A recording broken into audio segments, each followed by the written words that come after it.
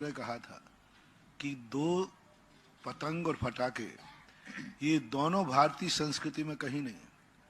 जैन हिंदू शास्त्रों में कहीं पतंग नहीं है।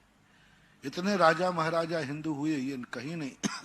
पतंग एक, जहां पर व्यक्ति को मारना काटना सिखाया जाता है तो वो पतंग से सीखेगा। इसलिए भारतीय संस्कृति में कहीं पतंग है ही नहीं। भारतीय इतिहास में कहीं पतंग नहीं है। भारतीय धर्म शास्त्रों में कहीं पतंग नहीं है।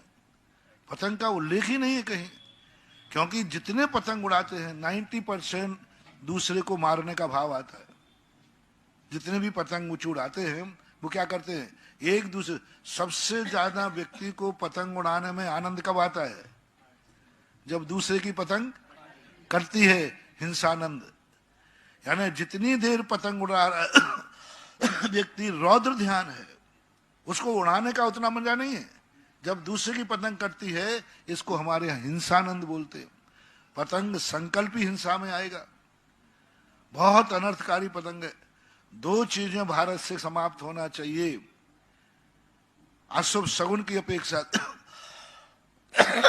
दिवाली पर फटाके सबसे ज्यादा अपशगुन है, सबसे ज्यादा। किसी भी मांगलिक कार्यक्रम में फटाका अपशगुन होता है। क्यों हम ऐसे पतंग उड़ाएं जिससे दूसरे जीवों की हिंसा होती हो? पहले हम आपको बताएं कि ये पतंग का त्यौहार आया कहाँ से है। पतंगों का आविष्कार चीन में हुआ था और भारत में नहीं हुआ था। लेकिन भारत में पतंग आई कैसे, वो आपको बताते हैं। भारत में पतंग लाने के लिए विशेष रूप से दो लोगों को जिम्मेदार माना जाता है, जिसमें से पहले का नाम है फाहन, जिसने बौद्ध शास्त्रों की खोज में 5वीं शताब्दी की शुरुआत में भारत की यात्रा की थी। और दूसरा व्यक्ति जिसका नाम है हेंत साग, जो बाद में 7वीं शताब्दी में भारत आया और उसने 17 साल भारत में बिताए। तो मुख्य रूप से ये दोनों जिम्मेदार हैं। अब आप में से बहुत से लोगों का ये सवाल होगा कि मात्र इन दोनों ने इस पतंग का त्यौहार कैसे बना दिया।